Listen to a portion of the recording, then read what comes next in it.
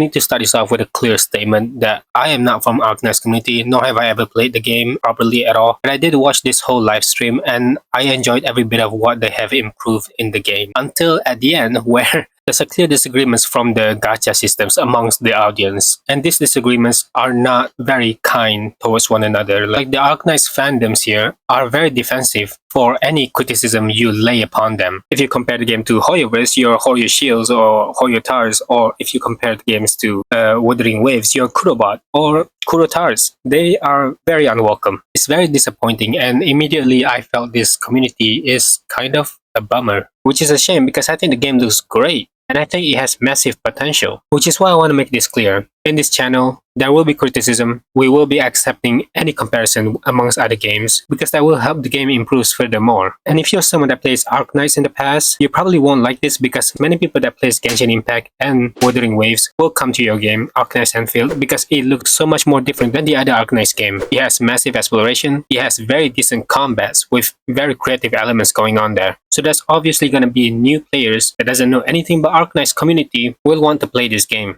And if you are okay with criticizing this game, hey, welcome to the channel, subscribe. And with that being said, let's get into the video. Hey, I have to admit, I see a lot of potential in Endfield here. Let's start off first with the polishing in story. The story looks amazing. It's very intriguing so far. I don't know anything about it, but just from the action packs alone that they've shown us, it looks very good. The cinematics, the movement of the characters are very well animated and very exaggerated. I love it. I like it. And look what we have here already. A skip button. Insane, I know. Having a skip button, some players may not really care for the story and just want to care for the gameplays. And there's a lot of players like that. I used to be one of them as well, but nowadays I've been much more into storytelling as I grow up playing video games, I guess. I think it will let in a lot of other players that loves video games only for their gameplay aspects. Look, I'm just gonna go ahead and say it. How can some of these other new gacha games do it? And Genshin Impact live for 5 to 6 years already, still haven't added skip button. It amazes me how this keeps happening, you know.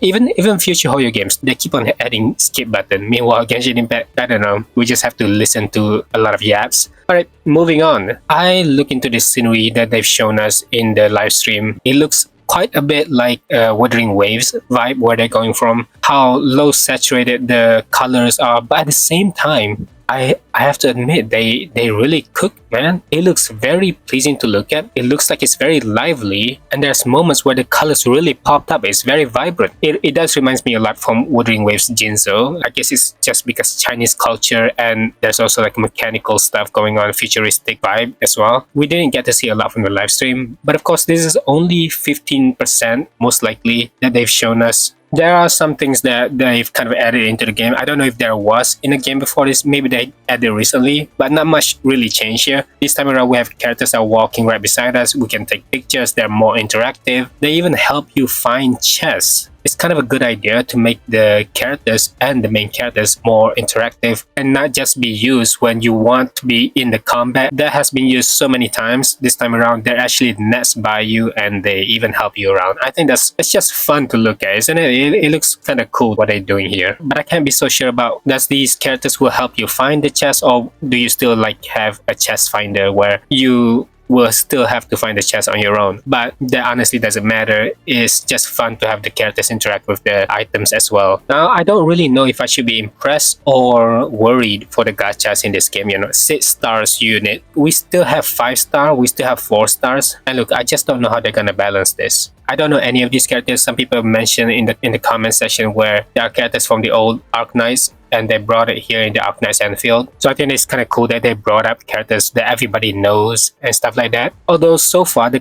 female characters that they've shown in the live stream, it's not really my cup of tea. But there are characters that I have seen from the past beta that they look incredible. There's also male characters that looks phenomenal. They look amazing. The male characters in this game, unfortunately, I can't even pronounce the name of this character, but he looks like an army type of person, and there's like this person's animation, his facial expression, how exaggerated they can make this character looks like. I am very impressed with the graphics in this game. It's way better than I anticipated. I thought the last patch was good already, but they've improved furthermore. It's crazy. And I can't imagine how much they will improve more in the global launch. So far, I'm into the game, I'm telling you that. They've already sold me, except for this Elish guy. Bro look basic as hell, he looks like Wuthering Waves NPC.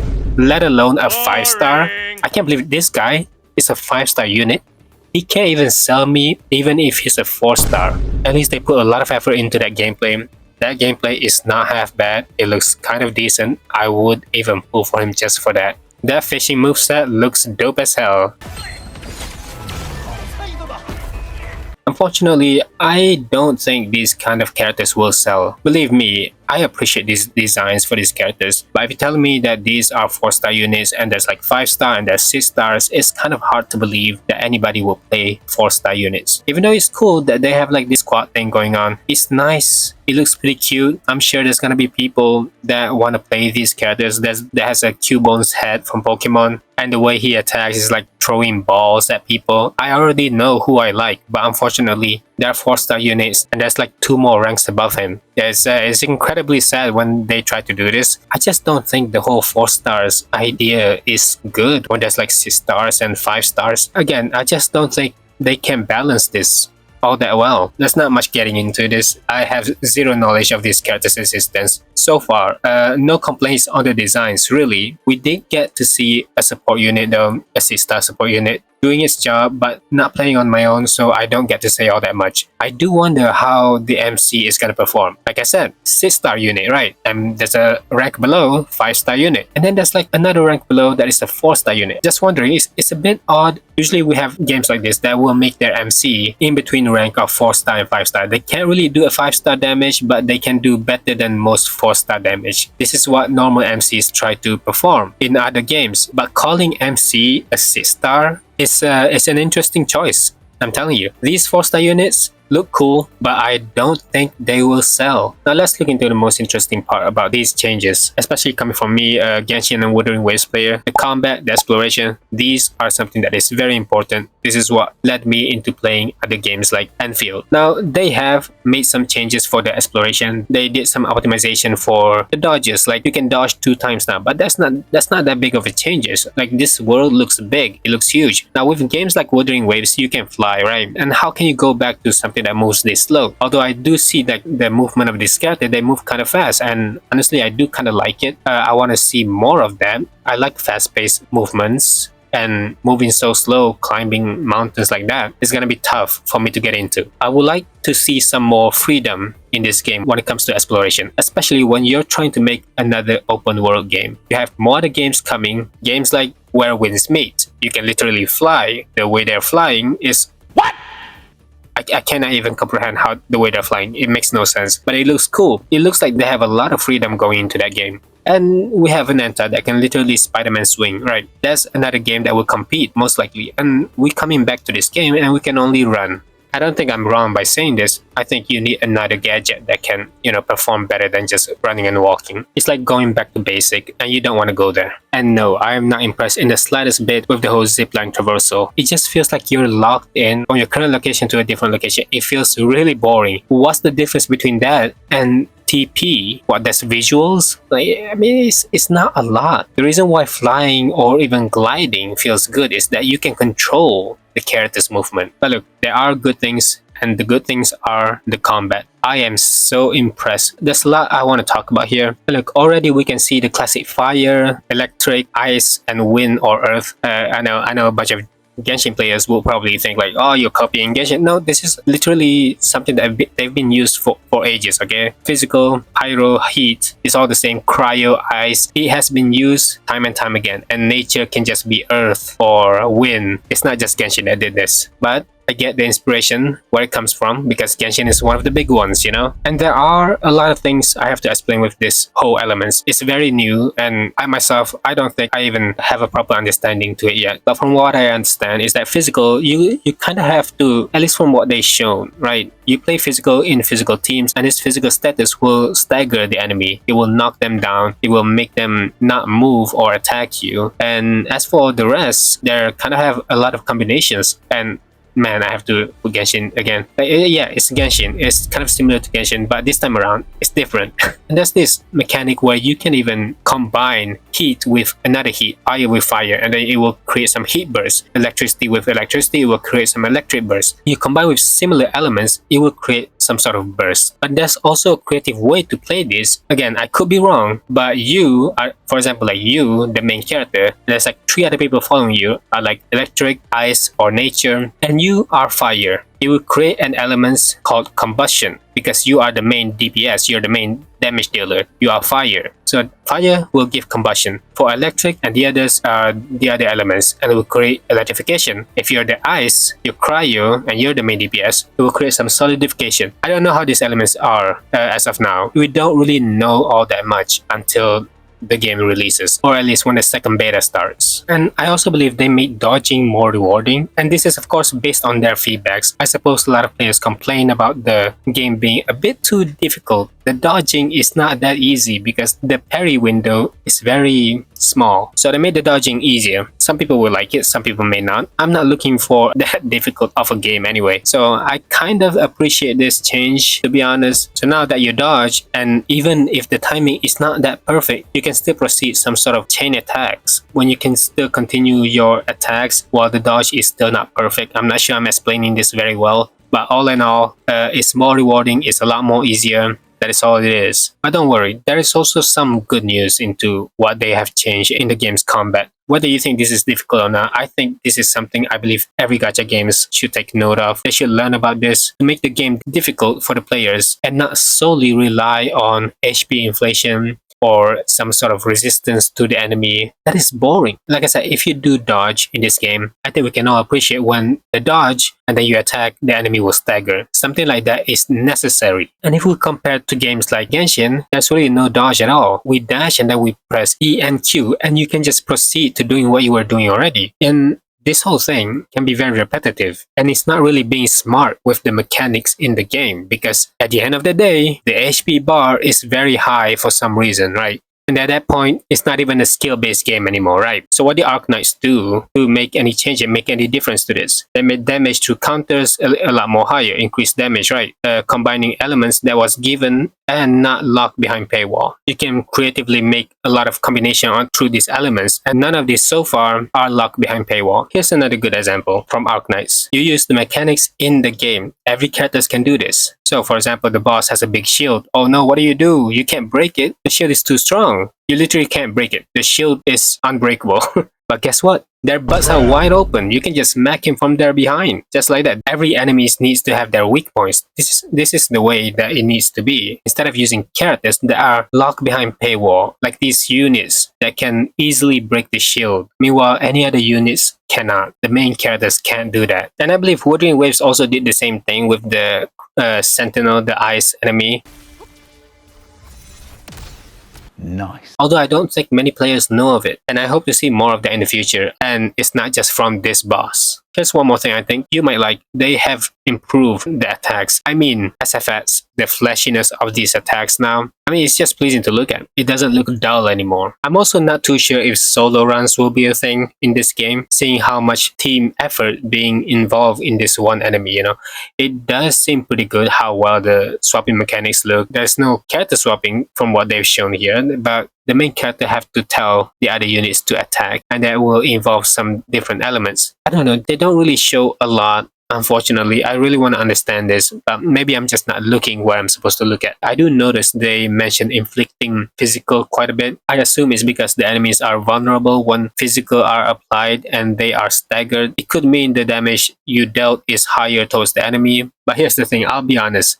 I'm not getting my hands on this game anytime soon, so take it with a grain of salt. I'm sure it will all make sense when the time comes, but for now, all I do is theorize. Of course, something like this will be improved further into the future, so I wouldn't worry about it all that much right now. They still have some time. This, I'm not gonna go far into it just yet. So so far so good. As we all see through the showcase they shown us there, a bunch of boss fight, really crazy amount. They look very difficult, and all I just hope for is that is it gonna be rewarding? Because it will be a shame if you fight some 1 hour level boss, 30 minutes long. It's like a Souls-like boss just for you to get some materials for you to level up. You see, this is a problem with a lot of Genshin bosses, like the weekly boss. It took so long. Sometimes when you play solo without matching with other teams, and this boss can be very tanky. It's just annoying in general, but then you finish the boss. Is it going to be rewarding? No, it's just for resources to level up your characters. And the bosses in this game looks incredibly difficult, so I'm just hoping that it will be rewarding. And this is something I think some people will like it, but some people will genuinely just hate it because they don't come here to farm. And they made an automated farming, and I don't know if that's good or bad. You know, it reminds me of this. Zealand Zone Zero have this TV system, right? And a lot of people don't like it. But guess what? They kind of kept it anyway to see how the players will react, I guess. But at the end of the day, moving to patch after patch, people will still complain about the TV, and then they remove it. And then they never added any more TV games ever again. So I wonder if it's like the same thing with the whole farming here. I just think it's a bit overkill. You know, automated farming especially. You don't need this, to be honest. If I really want to play some farming simulation game, I just go to Minecraft. They even went as far as to give blueprints to make this easier. But I can't help but think, why did they even add so many steps to do this just for you to get some materials that they could have just implemented through the overworld exploration or just shops in general? And the problem is that for something that's supposedly trying to help players from consuming too much time building, you kind of forcing players' hands to spending their time on something they may or may not want to. Most likely intentionally for players to progress in the game. I mean, what can we say? It looks good, it looks high quality, sure, but I find it very blatantly obvious that this is kind of uncalled for, and also very obvious that they want players to keep spending their time, hours and hours in this game, in this one game, and not playing any other games. So I hope that this automated farming is a good thing. Maybe you just spend 2 minutes there and then you just check out and just wait for tomorrow or next week, because I do not want to spend hours of my time farming or building using the blueprints. And obviously there's going to be FOMO, because for those who do the blueprints, for those who do this farming thing, their progression in the game will be better than yours. That is the FOMO in this game. I have to say that they really spend more time developing on this homing system than the combats. The combats did improve. Like I said, the whole flashy thing, they added more SFS. But this homing system, my god, they did so much. I am very overwhelmed just by looking at it. I know it's not going to be made for me. And look, like I said, it looks cool, and it might not even be as bad as I imagine it to be. I might even just spend a little bit time there. We'll see. But with how polished this system is looking right now, I know it will stay in this game, and that they have zero intention on removing it. And as of now, I'm not going to include the gacha into this because it can change real quick, real fast once the beta launches. Not everybody is going to share the same mindset for this gacha system, and people will complain through the feedbacks. So these things will most likely have some changes once it reaches global. Anything can happen with the gacha. But here's a brief of my, for the statement I have. There's going to be pity, 80, I believe, and there's going to be 50-50. And you'll guarantee the characters or weapons within 120 pulls. That is their generosity, but I still don't think it is, because we are getting games in the future. Ananta, DNA are already released, and they don't even have character gachas. They have cosmetics instead. And Ananta will most likely have the same. So I don't think you should be happy just by them decreasing the pity for guarantee. I just don't see this as a win, and I hope you don't too, because I do recommend we don't encourage this anymore than we already have. And yet, as I watched this live stream not too long ago, I saw people with mixed feelings coming into this game. They went from loving this game, I see all these W's over and over, and the moment we reach to the gacha part, the communities are immediately at war. So I am in shock with how fast the community starts to fight once against another the moment there are just this small of a disagreement. So yeah, this community is already cooked, man. It's already looking pretty bad. But look, to conclude this, as someone that has played Genshin in the past and quit Genshin due to the lack of improving their combats, and then I move forward to Wuthering Waves and has indeed enjoyed their combats, loving it even. I see potential in this game, and I am still looking forward to it, and much preferred for more combat-based game. And Endfield looks decent enough for me, except for the whole homing system thing. But I do believe believe my opinions on the homing system should be taken very lightly by the fans of this community and less of a criticism. I won't enjoy it for sure, but that doesn't mean that others couldn't either. I'm sure there will be a lot of people who will like it. But that's about it for me. Thank you for watching. See ya.